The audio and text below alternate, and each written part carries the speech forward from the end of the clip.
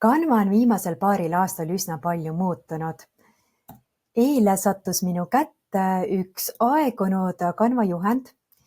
Võin öelda, et seda juhtub minuga üsna sagedasti, sest lisaks Canva digitoodete loomisele olen ma ka alates eelmisest aastast usin Canva digitoodete ostja, et neid testida, uurida ning alates sellest ajast ei ole minu kätte sattunud ükski ajakohane Canva juhend.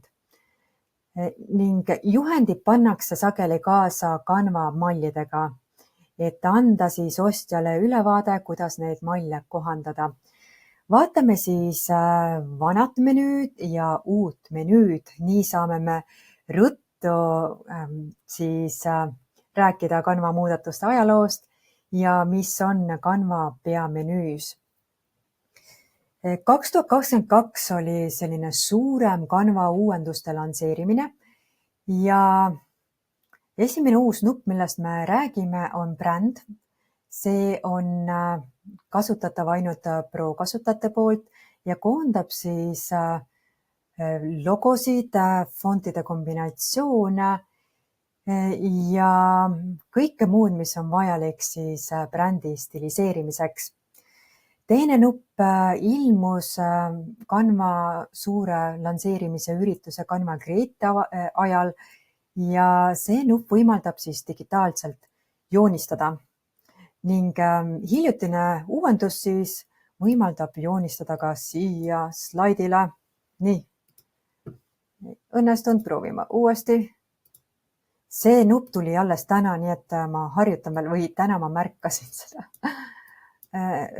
Minu hiirega joonistamine ei ole väga hea, aga vot selline äge funktsioon. Ja äpside nupp, see ei ilmu küll septembris, kuid septembris nad kuulutasid välja, et on avatud kolmandate osapoolte integratsioonidele. Ja räägimegi sellest lansseerimise üritusest natukene rohkem. See ei ole küll kõige ilusam slaid, aga eesmärk on informatsioon. Mis juurde tuli Canvasse? Tulid näiteks selline formaat nagu Canva Docs, Canva veebilehed ja Canva valgetahvlid ja ma võin öelda, et nad on ühed kõige ägedamad Canva formaadid, mis on täiesti alahinnatud. Ja tuli ka AI tehnoloogiat. Esimene äpp, mille Canva lisas, oligi nende poolne tekstpildiks AI tehnoloogia, mis toona toimis siis Stable Diffusioni mudelil. Hetkel on Canva äppide marketplace'is 401 äppi, millest siis 5% on AI põhised, nii et äpp ei tähenda alati siis AI-d. Ning millal tekkis üldse Canva digitoodete buum? Ja see on nüüd minu enda uurimus ja teooria, et see buum, rääkides siis konkreetselt Etsyst näiteks, tekkis 2020. aastal, kui Canva lisas sellise võimaluse, et sa said luua mallilinke. Ostja sai siis endale malli. See tähendab seda, et see, kes saab lingi, saab endale täiesti uue kujunduse, mida muutes sinu kujundus ei muutu. Ja see tõi kaasa siis digitoodete loomise massiivse tõusu. Samas on ka Canva pidevate muudatuste tõttu tõusuteel ka väga aegunud Canva õpetused, seda nii sotsiaalmeedias kui ka siis Uued uuendused tulid 2023. aasta kevadel.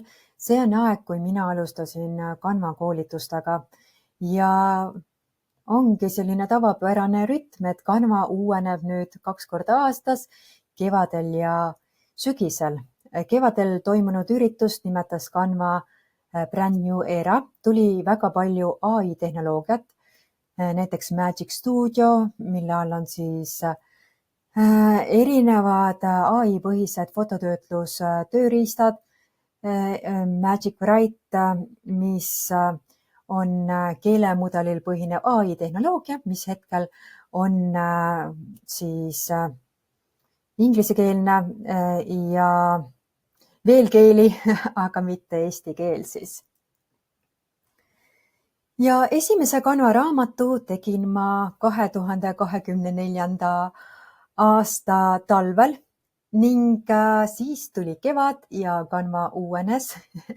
Nii et selle esimese e-raamatu eluiga oli väga lühike ja juhtus selline lugu, et Canva lasi miljonil esimesel kiiremal inimesel uude versiooni ning ülejäänud jäid siis vanasse versiooni ning tekkis natukene selline peataolek ja kõige raskem oli see, et Canva ei andnud teada, kaua see kestab, et osad on siis uuel versioonil, osad on vanal versioonil, kestis see siis lõpuks septembrini, nii et terve suvi oli see, et kas nüüd uueneb kõigi jaoks või mitte ja peale septembrit tuli sügis, uued uuendused, oktoober, aga õnneks need uuendused ei paisanud siis täielikult Canvat segi, tulid väga ägedad uued võimalused, näiteks videodele subtiitrite lisamine ja automaatsed lehekülje numbrid,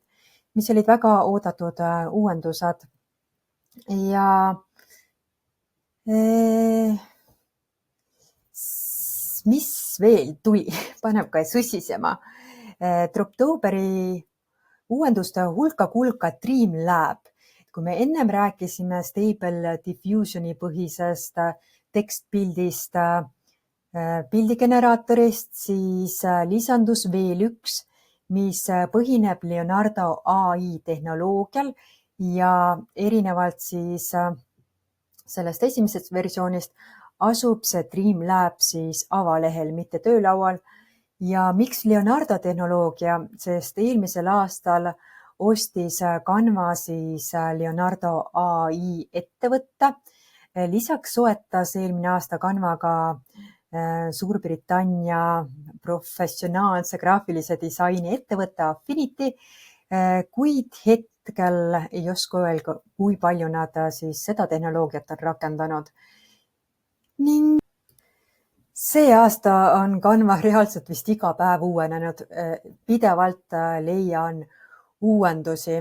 Sellised väikesed AI muudatused, näiteks piltidele automaatsete siltide genereerimine, kuid järjepidevalt ning see aasta on oodata siis uuenduste lansseerimist aprillikuus, mil toimub siis uus Canva Grid. Toimub ta ka online versioonis, mis on tasuta ja pileteid saad juba praegult osta. Eelmine aasta tegin ma Canva käsiraamatut 2 korda. Aasta lõpus ma võtsin selle hullumeelse uuenduskuuri jälle ette. Toimusid uued testlugemised ja alates nüüd jaanuarist on see e-poes saadaval. Nii et kui sa otsid seda kiiret viisi, kuidas Canva selgeks saada, ennast asjadega kurssi viia, leiad sa poest siis äsja valminud Canva töölaua meistriklassi ja pealkirjas on küll töölaud, kuid ma olen lisanud ka lehti avalehest ülevaatlikult, et saab ka sellest ülevaate. See on äärmiselt mahukas raamat ning väga põhjalikult illustreeritud. Kui nüüd Canva uuesti nii massiivselt ennast uuendab, siis ma ei plaani seda raamatut enam uuendada, vaid kas jääb nii nagu on või võtan üldse müügist maha, eks see selgub siis aprillis. Kui sul on küsimusi, jäta need kommentaari ja muidugi võid Canva kooli YouTube'i kanalit jälgida, siia tuleb ainult väärt sisu.